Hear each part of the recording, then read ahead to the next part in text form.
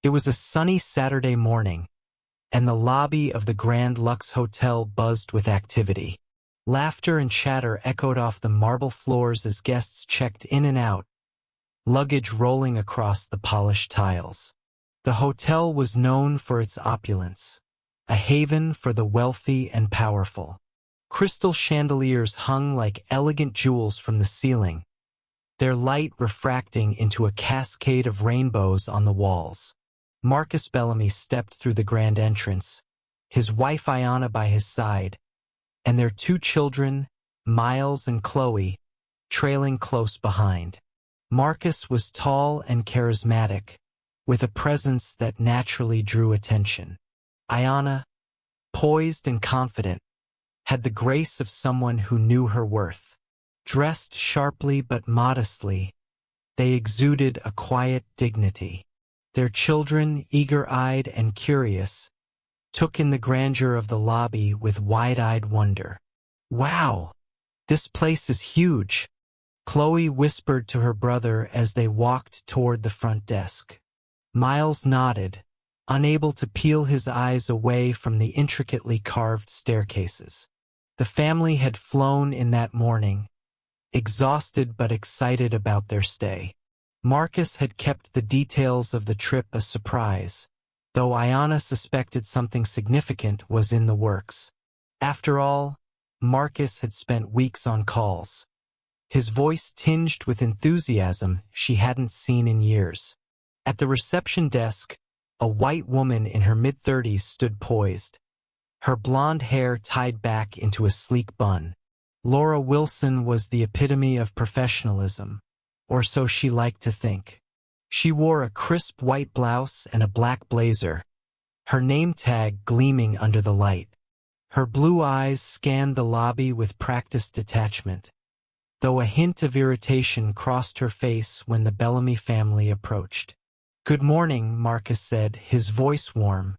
"We'd like to check in, please." "Bellamy is the name."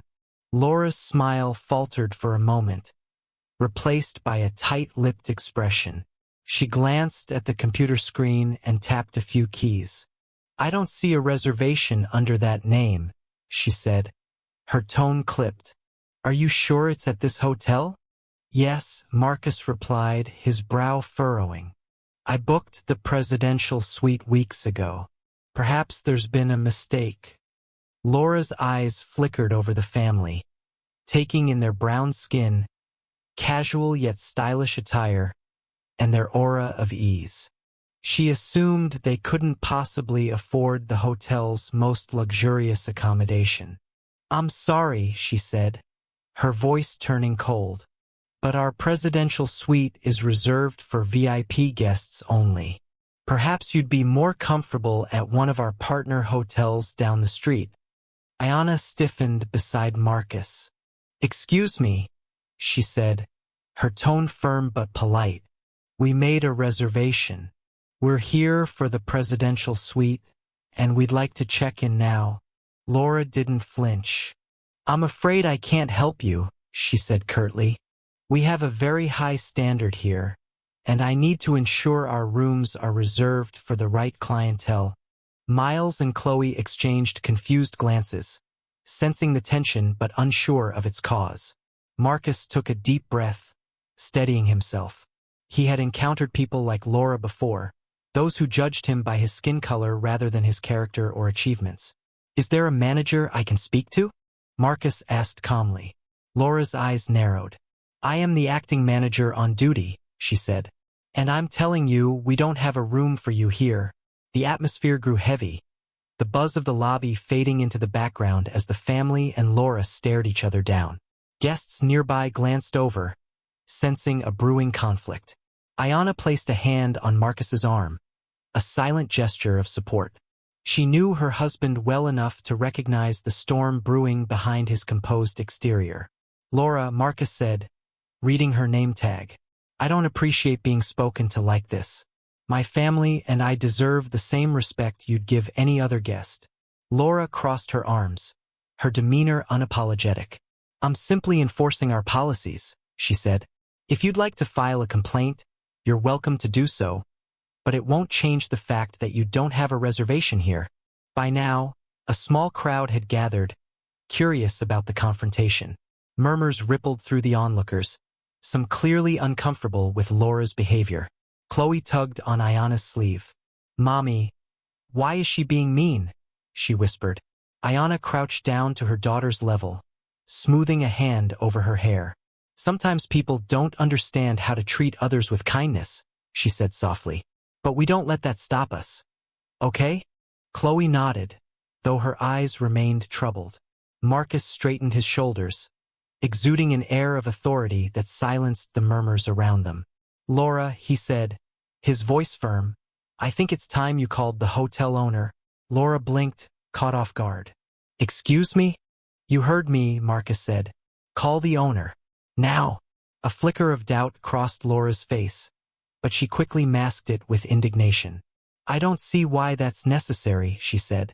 "Oh, I think it's very necessary," Marcus replied, a hint of a smile tugging at his lips. Reluctantly, Laura picked up the phone and dialed a number. As she spoke in hushed tones, Marcus turned to his family, offering them a reassuring smile. Minutes later, a tall man in an expensive suit appeared, his face breaking into a wide grin when he spotted Marcus. "Marcus," he exclaimed, striding forward with his hand outstretched. "I didn't realize you'd be arriving so early." "Good to see you, Greg," Marcus said, shaking the man's hand. Laura's face drained of color. You know him?" she stammered. "Of course I do," Greg replied, his tone cheerful but firm. "Marcus is the new owner of the Grand Lux Hotel." A collective gasp rippled through the onlookers. Laura's mouth opened and closed like a fish out of water, her previous confidence evaporating. I didn't know," she stuttered. "No, you didn't," Marcus said, his voice steady. "And that's exactly the problem. You assumed we didn't belong here because of how we look." Greg frowned, his demeanor growing serious. "Is that true, Laura?" I thought," Laura trailed off, unable to justify her actions. "I hope this serves as a lesson," Marcus said. "Everyone deserves respect, no matter who they are or where they come from." Turning to Greg, he added, "We'll be staying in the presidential suite as planned. Please ensure my family is treated with the care and dignity every guest deserves." "Of course," Greg said, bowing his head slightly. "And Laura, we'll be having a very serious discussion about this later." Laura nodded meekly, her earlier arrogance replaced by shame.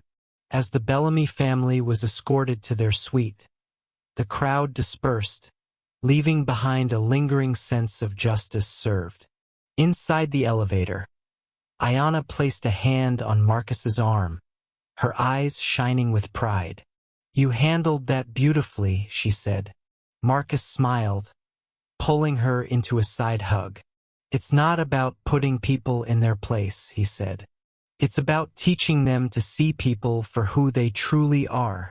Miles and Chloe chimed in with their own enthusiastic approval, their earlier confusion replaced by admiration for their father. When they reached the presidential suite, the door swung open to reveal a space even more opulent than the lobby. The children ran in, their laughter filling the air as they explored their temporary home. Ayana turned to Marcus, her expression soft. "So, do I finally get to know why you bought this place?" she asked, teasingly. Marcus chuckled. "I wanted to create a space where everyone feels welcome," he said. "A place where no one is judged by the color of their skin or the size of their wallet." Ayana leaned in, kissing his cheek. "And that's why I love you," she said. As the family settled in, the events of the morning became a distant memory, replaced by the promise of a brighter future.